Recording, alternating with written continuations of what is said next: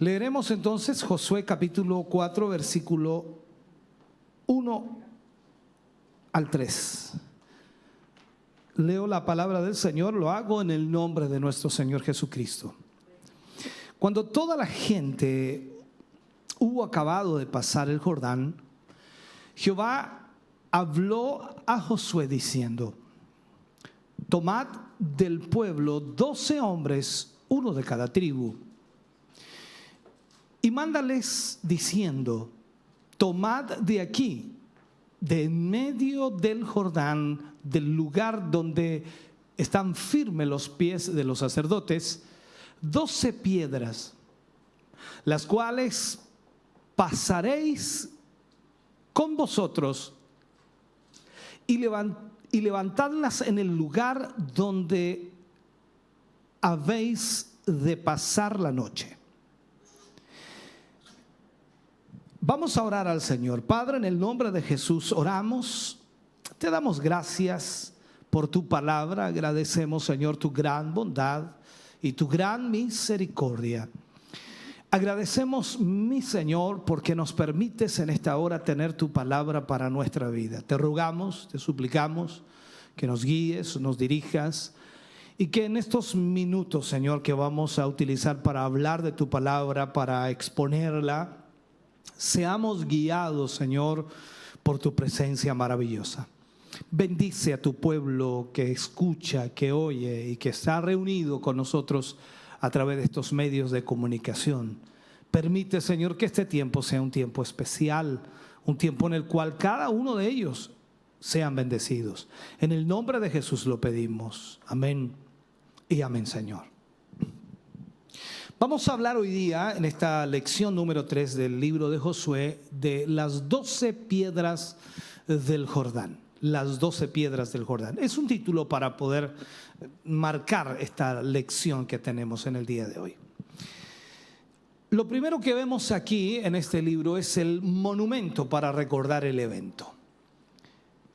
Toda nación o todo pueblo en realidad acostumbra erigir monumentos para recordar los acontecimientos más significativos de su historia. Por eso en todas las ciudades, en todos los países hay monumentos que recuerdan ciertas situaciones o ciertos momentos históricos.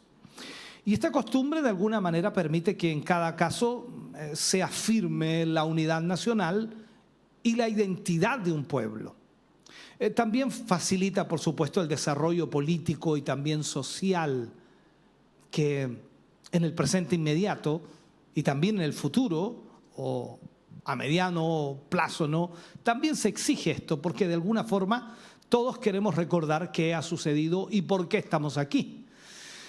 Josué es consciente de este hecho, como lo demuestra el pasaje, por supuesto, y toma en cuenta cada detalle con el fin de ser lo más inclusivo, de acuerdo a la orden que Dios también le da. Obedece de esta manera la voluntad de Jehová, que le manda que haga esto, y le da la instrucción precisa para la realización de este acto conmemorativo. Y Josué ejecuta, por supuesto, la orden de Dios.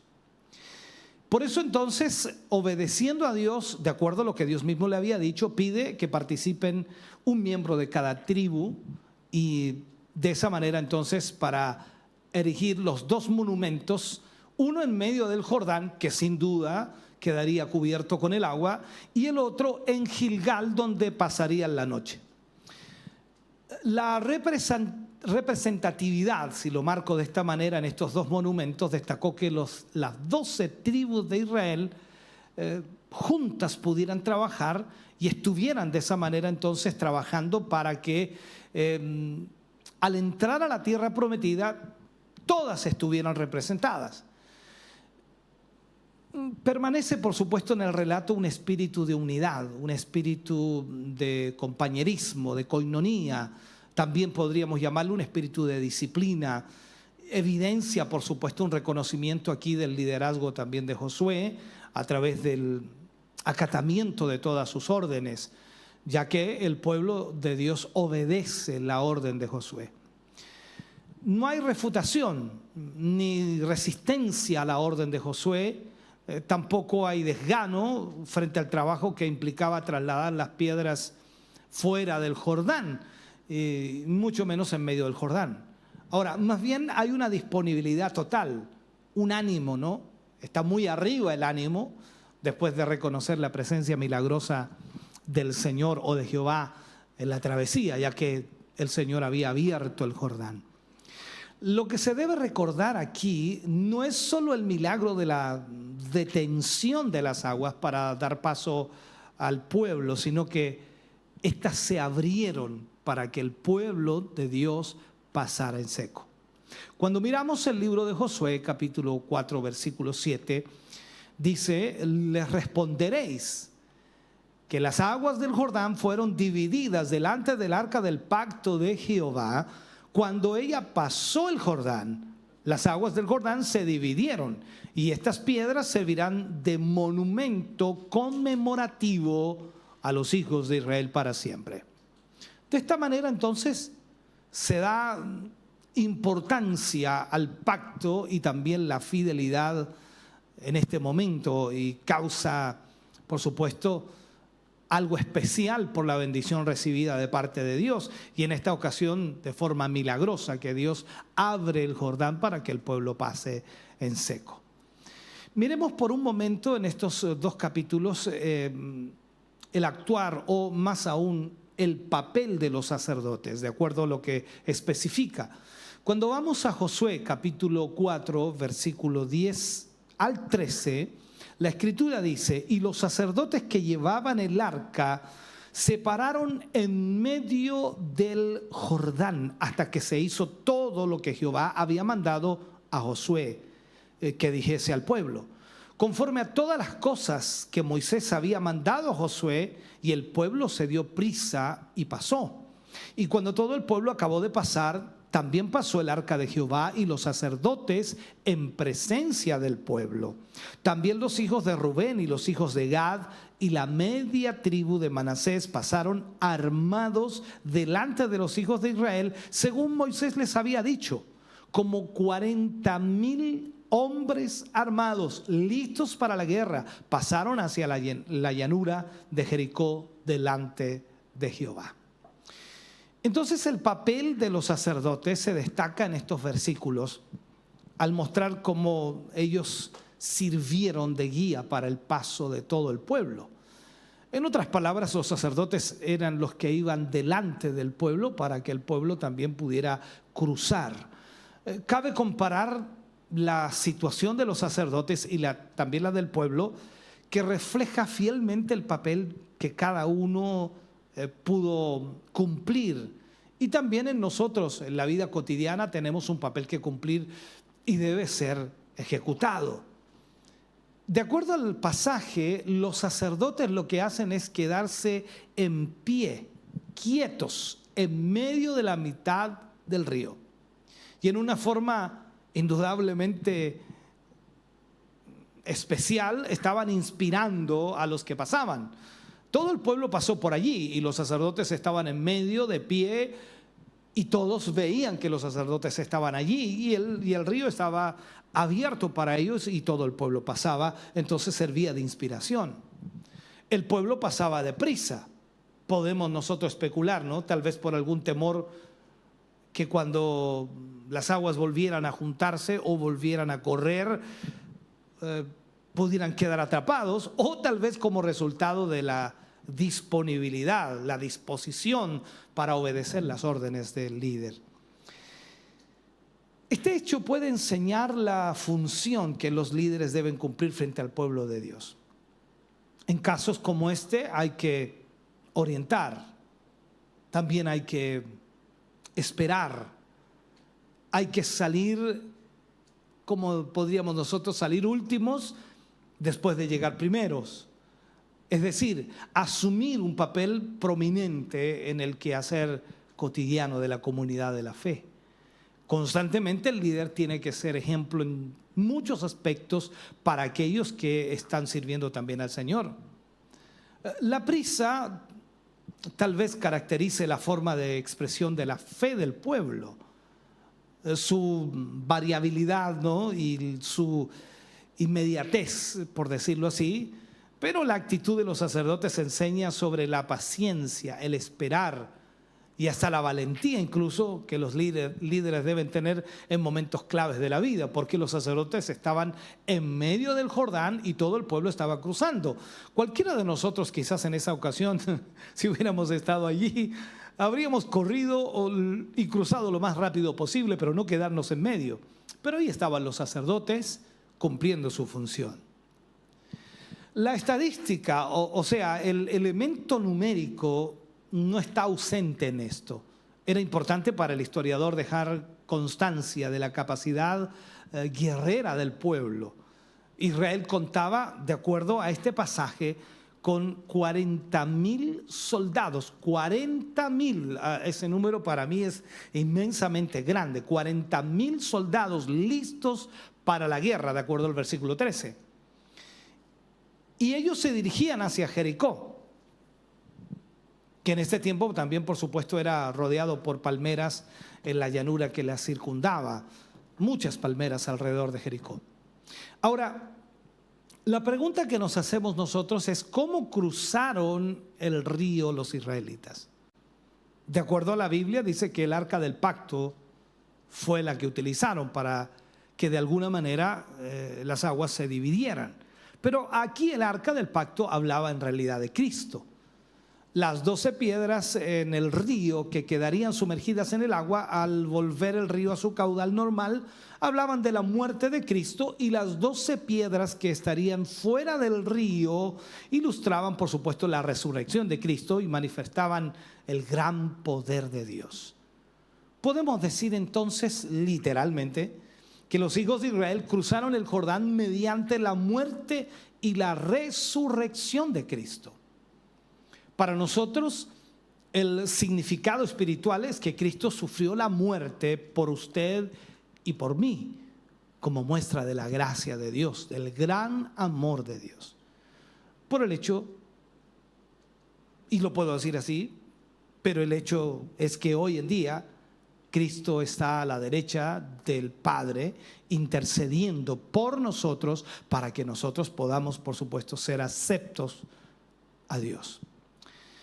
Veamos entonces también en este aspecto el versículo 14, Josué capítulo 4, versículo 14, veamos cómo Dios engrandece a Josué frente al pueblo. En aquel día Jehová engrandeció a Josué a los ojos de todo Israel y le temieron, dice, como habían temido a Moisés todos los días de su vida. Es importante el temor que debe existir hacia el líder. No está hablando de miedo, sino de temor, porque Dios coloca a ese líder allí. Y eso fue lo que hizo Dios también con Moisés frente a todo el pueblo, y ahora lo estaba haciendo con Josué. O sea, estaba permitiendo que todo el pueblo tuviera temor de Josué. ¿En qué sentido? No miedo, sino temor de hacer algo en contra de él, porque había sido puesto por Dios. El cruce se había completado. Hablo del cruce del Jordán. Y Jehová allí entonces, después de eso, engrandece a Josué. El pueblo reconoce esa autoridad, y realmente el comportamiento del pueblo, el comportamiento también de los sacerdotes, los representantes de las tribus durante el cruce, reforzaban de una u otra manera el reconocimiento que el Señor le dio a Josué en esta ocasión. O sea, todo el pueblo estaba reconociendo a Josué. Así entonces la autoridad de Josué es ratificada, respaldada, y se le compara con el mayor punto de referencia que la historia de Israel tendría desde entonces. Recordemos que Moisés era especial para Israel. Moisés los había dirigido durante el Éxodo. Moisés había sacado a Israel de Egipto. Entonces, al cabo, la entrada a Canaán era tan importante como la salida de Egipto. Por lo tanto, en este sentido, llegar a la meta constituía una victoria histórica, y Josué tuvo el privilegio de orientar al pueblo en esta lid o en esta ocasión para poder introducir al pueblo de Israel a la tierra prometida.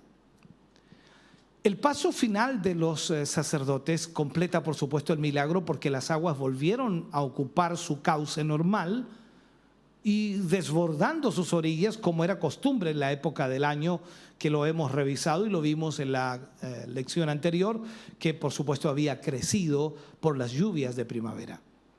La vuelta del curso normal del río ocurre inmediatamente cuando los pies de los sacerdotes tocaron tierra seca, tal como se abrió el Jordán cuando los pies de los sacerdotes tocaron el agua. Entonces, a la inversa, cuando los pies de los sacerdotes salieron del cauce del río y tocaron tierra seca, garantizando, por supuesto, de esta manera que todos estaban a salvo. También simboliza la manera como se tomaba posesión de la tierra en la antigüedad, tocando con los pies el lugar que se quería poseer.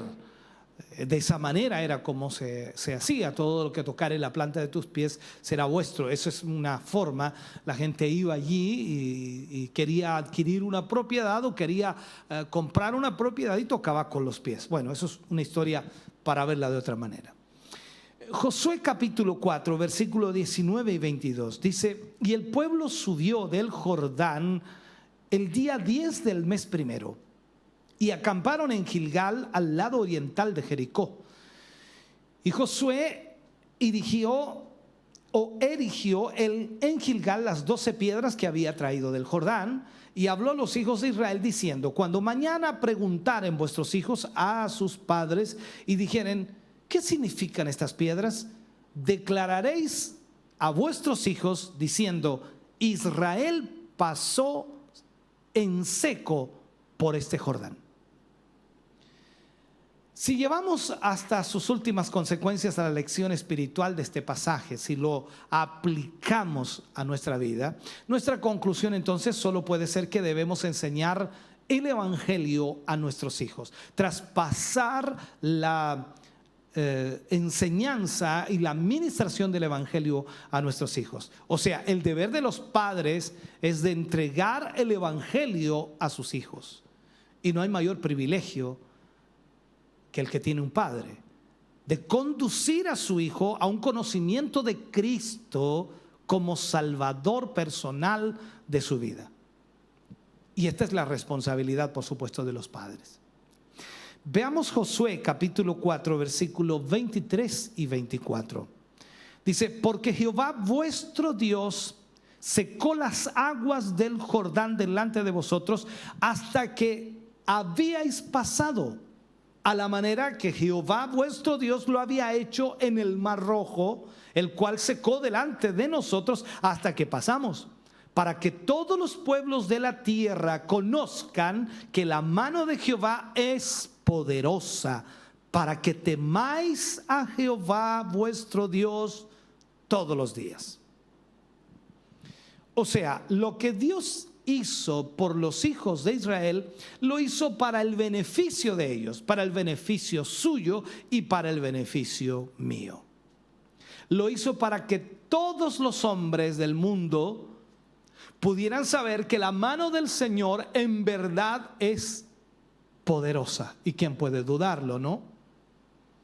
Este propósito se cumplió gráficamente tan pronto como los cananeos oyeron las noticias de que los hijos de Israel habían cruzado el Jordán. Algunas de las cosas importantes que debemos recordar en esto, y sobre todo en este capítulo 4 de Josué, son que el arca iba delante y dividió el río Jordán. Y en este caso no fue la vara de Moisés, sino que el arca que iba delante, llevada por los sacerdotes. Nosotros como cristianos sabemos que Cristo va delante de nosotros y Él nos va abriendo caminos. Si tú aplicas esto espiritualmente, es extraordinario. A mí me encantaría tener el tiempo para ir aplicando todo esto a la vida espiritual, hermano querido, y terminamos danzando todos juntos aquí. Pero el punto es que quiero que trates también tú de aplicarlo, porque cuando hablamos de que el arca llevada por los sacerdotes iba adelante abriendo el Jordán para que todo el pueblo de Dios pasara en seco, entonces también aplica lo mismo en Cristo Jesús, porque Él va delante de nosotros abriéndonos caminos. Veamos ahora el capítulo 5. En este capítulo 5 vemos 3 detalles importantes. El primero, que se celebró el rito de la circuncisión. Ya lo voy a explicar. Segundo, el maná cesó. Increíblemente, el maná que cayó en el desierto por 40 años cesó y los israelitas comenzaron a comer el grano de la tierra. ¿Por qué? Porque ya habían cruzado a la tierra prometida. Y lo tercero, Josué fue confrontado con un jefe del ejército del Señor. Ahora, Josué necesitaba, por supuesto, esta visión en aquel momento. Entonces, habían abandonado primero el rito de la circuncisión en el desierto. ¿Por qué? Dios les estaba enseñando que la vieja naturaleza humana no era buena y que la nueva naturaleza no tenía poder espiritual. Tal cual como lo describió el apóstol Pablo. Recordemos cuando Pablo escribe en Romanos capítulo 7, versículo 18, y dice: y yo sé que en mí, dice Pablo, esto es, en mi débil condición humana, no habita el bien. Por eso, aunque tengo el deseo de hacer lo bueno, no soy capaz de hacerlo. Yo estoy leyendo otra versión o parafraseando otra versión. Ahora, cuando vemos esto, entonces dice: el maná cesó y los hijos de Israel comieron los productos de la nueva tierra. ¿Cuál era la nueva tierra? La tierra prometida. Ya habían cruzado el Jordán. El maná, espiritualmente hablando, es para los niños en Cristo. Es decir, para los que no tienen madurez espiritual, si lo podemos aplicar. Y aquí es donde debemos entender que nosotros como creyentes y como hijos de Dios debemos entrar a esta tierra prometida. No es la Canaán física, sino la Canaán espiritual, en donde vamos a tener diferentes desafíos y diferentes situaciones y circunstancias que vamos a enfrentar como hijos de Dios, pero es importante que las enfrentemos. Cuando los israelitas cruzaron el Jordán, se transformaron en el terror de los amorreos. Cuando leemos el capítulo 5, versículo 1, dice: cuando todos los reyes de los amorreos que estaban al otro lado del Jordán, al occidente, y todos los reyes de los cananeos que estaban cerca del mar, oyeron cómo Jehová había secado las aguas del Jordán delante de los hijos de Israel hasta que hubieron pasado, desfalleció su corazón y no hubo más aliento en ellos delante de los hijos de Israel. O sea, se asustaron, porque ellos pensaban que no iban a cruzar el Jordán. Recordemos, debido a que el río Jordán estaba en su época de inundación anual por las lluvias que habían caído, ellos, los cananeos, de alguna manera, amorreos y cananeos, no estaban esperando que Israel cruzara el Jordán por todo el cauce que llevaba. Pero los israelitas lo cruzaron. ¿Por qué lo cruzaron? Porque Dios los pasó en seco. Entonces los cananeos y los amorreos creían que iban a cruzarlo después de pasar la época de inundación. Creían que tenían más tiempo para prepararse para la batalla, y por ello entonces les cayó como un duro golpe al descubrir que Dios les había ayudado y les abrió el Jordán y los hizo cruzar en seco. Esta es la realidad. Pero veamos ahora el punto que hablábamos de la circuncisión. Vemos aquí en el trayecto de Israel para entrar a la tierra prometida una nueva generación. No es la misma generación que salió de Egipto, es una nueva generación. Recordemos que todos los que habían salido de Egipto, excepto Josué y Caleb, que fueron los únicos que entraron a la tierra prometida, todo el resto de los que entraron era una nueva generación. Josué capítulo 5, versículo 2 al 5 dice: en aquel tiempo Jehová dijo a Josué: hazte cuchillos afilados y vuelve a circuncidar la segunda vez a los hijos de Israel. Y Josué se hizo cuchillos afilados y circuncidó a los hijos de Israel en el collado de Aralot. Esta es la causa por la cual Josué los circuncidó. Todo el pueblo que había salido de Egipto, los varones, todos los hombres de guerra, habían muerto en el desierto por el camino después que salieron de Egipto. Pues todos los del pueblo que habían salido estaban circuncidados, mas todo el pueblo que había nacido en el desierto por el camino después que hubieron salido de Egipto no estaba circuncidado.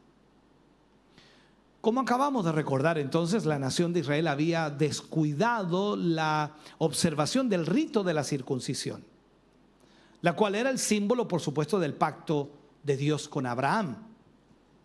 Recordemos que en el pacto de Dios, o el pacto que Dios hizo con Abraham, dio la tierra de Canaán a Israel. Por lo tanto, ellos iban hacia la tierra de Canaán y ellos deberían haber respetado el pacto de la circuncisión, porque bajo esa promesa estaban ellos entrando a la tierra de Canaán.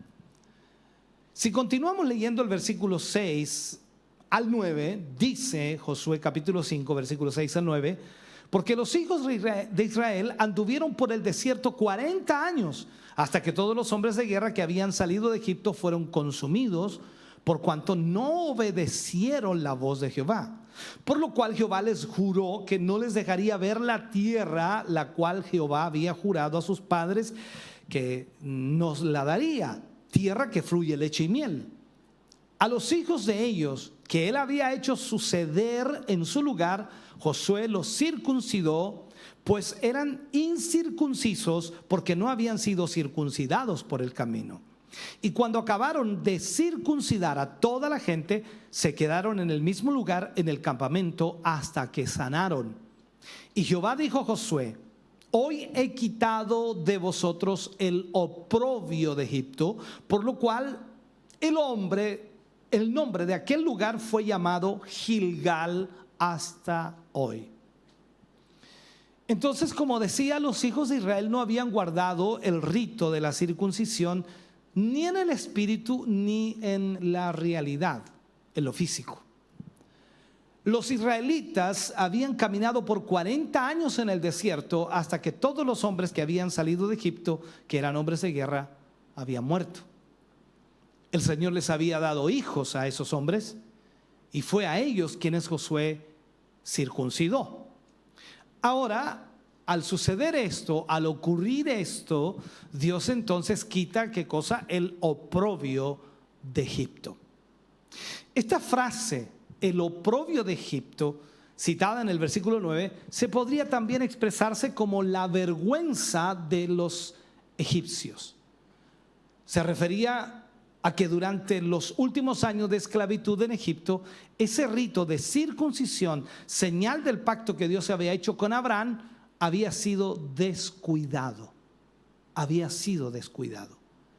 Y ese incumplimiento había continuado durante el viaje del desierto. O sea, ya los últimos años de esclavitud en Egipto no estaban guardando ese rito, y cuando salieron de Egipto tampoco lo hicieron.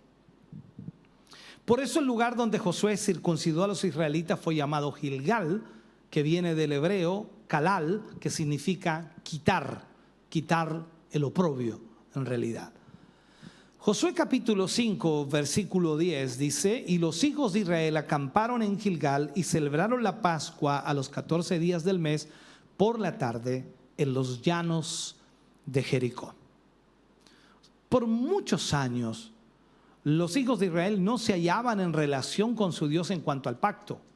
Estaban alejados de Dios en cuanto al pacto que Dios había hecho con Abraham, con Isaac, con Jacob, con su pueblo Israel. Y por tanto no podían celebrar la Pascua. Fue en el tiempo de la lluvia, en primavera, cuando Israel observó el rito de la circuncisión y entonces celebraron la Pascua. La vergüenza de Egipto. Esto es importante. Si usted mira esto, recuerde, ellos celebraron la Pascua al salir de Egipto. Pero no se cita en ninguna parte, los 40 años del desierto, no se cita que hayan celebrado la Pascua. Es increíble. Ahora, no vamos a entrar en eso. La vergüenza de Egipto fue entonces quitada de los israelitas. Dios había prometido dar a los descendientes de Abraham la tierra y la promesa estaba por concretarse, convertirse en una realidad, porque estaban entrando a la tierra prometida o habían entrado ya a la tierra prometida a través del Jordán que Dios secó. Todo esto tiene un mensaje espiritual también para nosotros. La vieja naturaleza no es buena, para nada, absolutamente para nada, no es buena. La vieja naturaleza no puede heredar ninguna bendición espiritual, es imposible. La vieja naturaleza ni siquiera puede disfrutar de las bendiciones espirituales. A esa naturaleza no le gustaría la tierra de Canaán en lo absoluto. El apóstol Pablo nos habló y nos marcó en cuanto a la guerra entre la naturaleza vieja y la naturaleza nueva. Allí lo habla en Gálatas capítulo 5, versículo 17. Pablo dice de esta manera: porque los malos deseos están contra el espíritu, o porque el deseo de la carne es contra el espíritu y el deseo del espíritu es contra la carne, y estos se oponen entre sí para que no hagáis lo que quisierais. Entonces, los malos deseos están contra el espíritu y el espíritu está contra los malos deseos. Y uno está en contra de los otros y por eso no podéis hacer lo que quisierais. Ahora, nos está enseñando Pablo ahí que en la vieja naturaleza no hay nada bueno. Y la circuncisión de los israelitas fue un reconocimiento de este hecho. O sea, para los israelitas la circuncisión hacía reconocer que esa vieja naturaleza o que la carne no hacía nada bueno. Ahora bien, Dios les daría victoria en la tierra, pero Él tenía que prepararlos para esa victoria. La victoria Dios se la daría, pero los tenía que preparar para esa victoria. Si miramos Josué capítulo 5, versículo 11 y 12, dice: al otro día de la Pascua comieron del fruto de la tierra y los panes sin levadura, y en el mismo día espigas nuevas tostadas. Y el maná cesó al día siguiente, desde que comenzaron a comer del fruto de la tierra, y los hijos de Israel nunca más tuvieron maná, sino que comieron de los frutos de la tierra que Canaán o de Canaán aquel año. El maná, hermano querido, era una figura descriptiva de Cristo. Recordemos que el mismo Señor Jesús lo confirmó y habló acerca de esto diciendo de esta manera. Juan capítulo 6, versículo 49 al 51 dice: vuestros padres comieron el maná en el desierto y murieron. Este es el pan que descendió o desciende del cielo, para que no muera quien coma de él. Yo soy el pan vivo que descendió del cielo. Si alguno come de este pan, vivirá para siempre. Y el pan que yo daré es mi carne, lo cual yo daré por la vida del mundo. O sea, Jesús lo dice claramente. Entonces el maná representaba a Cristo en su muerte.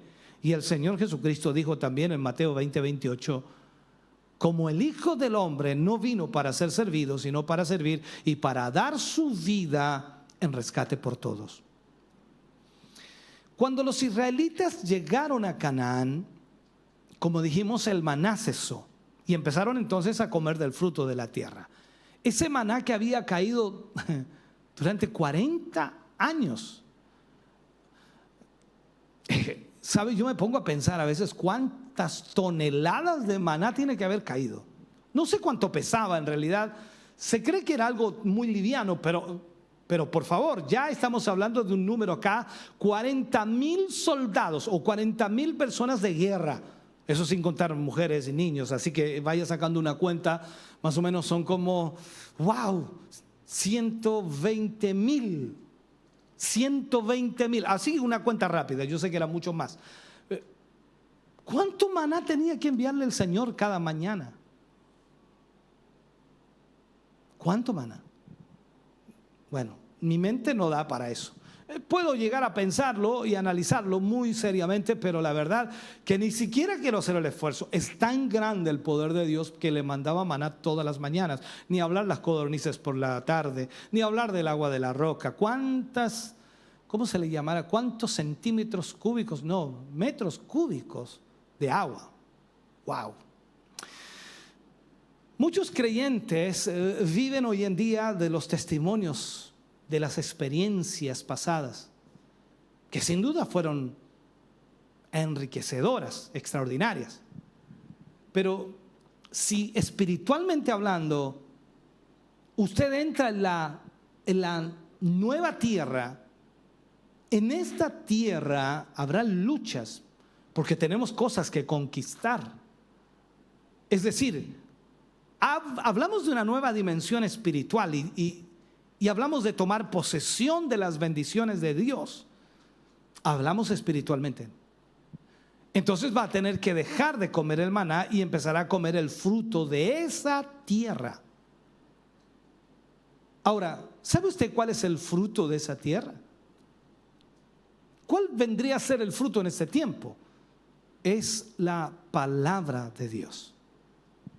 Esa palabra aplicada a su vida, esa palabra aplicada en el poder de Dios, en donde el Espíritu Santo de Dios toma el control de su vida para guiarle completamente a la voluntad perfecta de Dios. Entonces, debemos dejar de comer el maná que comimos, que lo dijimos al principio, que es para los niños en Cristo, para los que están iniciando, perfecto, pero ahora tenemos que comer de la tierra donde el Señor nos ha puesto, y ahora es la palabra de Dios la que debe alimentar nuestra vida para que nosotros crezcamos en el poder de Dios, bajo el control del Espíritu Santo, y podamos ser guiados a la voluntad perfecta de Dios.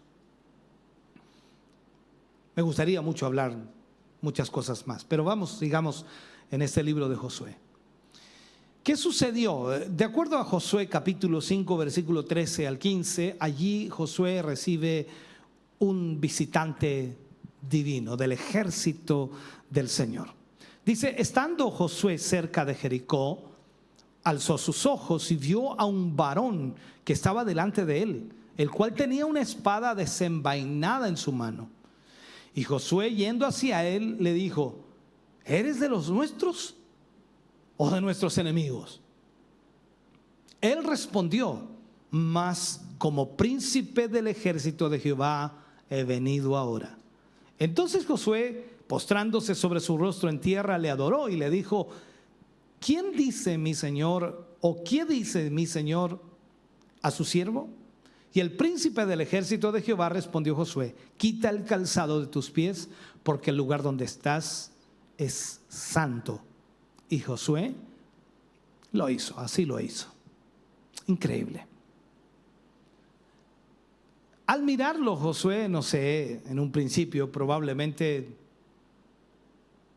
no entendió lo que estaba pasando, lo vio como un soldado, lo vio como una persona, porque así se presentó. Y seguramente Josué pensó, dice, seguramente este personaje no sabe, o esta persona no sabe quién soy yo.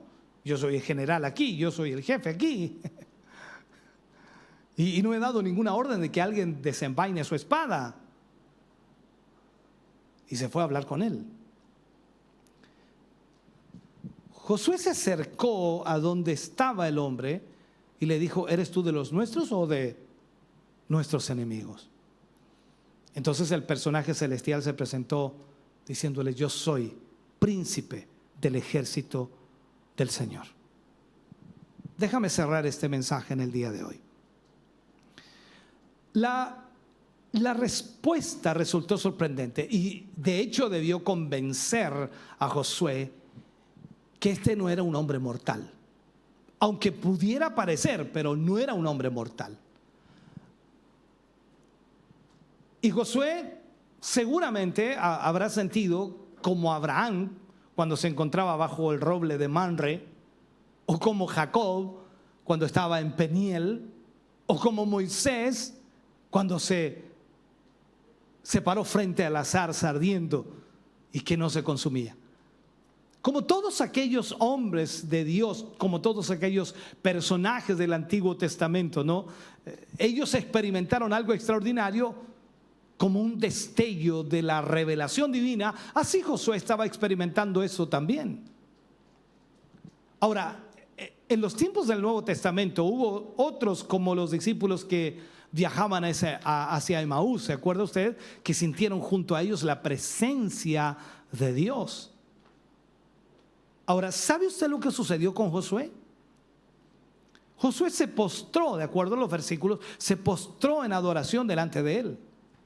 Aquella presencia divina se encontraba allí para indicarle que el Señor lucharía a favor de su pueblo. Pero aquella espada en su mano también indicaba que la paciente demora en ejercer el juicio sobre la extrema maldad de los amorreos o de los cananeos había llegado a su fin. Por eso tenía la espada desenvainada. Ahora, el pueblo que allí acampaba muy cerca de esta impresionante escena iba a ser un instrumento para el justo castigo de Dios, pero esta espada desenvainada también indicaba que la justicia de Dios también caería sobre los israelitas cuando estos se dejaran dominar por su propia maldad y se rebelaran en contra de Dios. Esta fue una experiencia profundamente significativa para Josué, tremendamente significativa. Él habría anticipado una batalla entre dos ejércitos, Israel y los cananeos, por decirlo así. Él habría pensado que aquella sería su guerra y que él actuaría como el comandante en jefe del ejército. Hablo de Josué. Pero entonces tuvo que enfrentarse al comandante divino y tuvo que aprender que aquellas serían las batallas del Señor y no sus batallas. O sea, el Señor pelearía por ellos. El general de mayor graduación o mayor grado del ejército del Señor no había llegado para ser un mero espectador del conflicto, o no tampoco que iba a comenzar ese conflicto en el sentido de que él iba a observarlo nada más, o incluso no venía tan solo para ser un aliado. Él venía para tomar el control absoluto de la situación. Eso es lo que hace Dios. Y pronto le iba a revelar a Josué los planes para capturar la ciudad de Jericó y los detalles de cómo lo iba a hacer.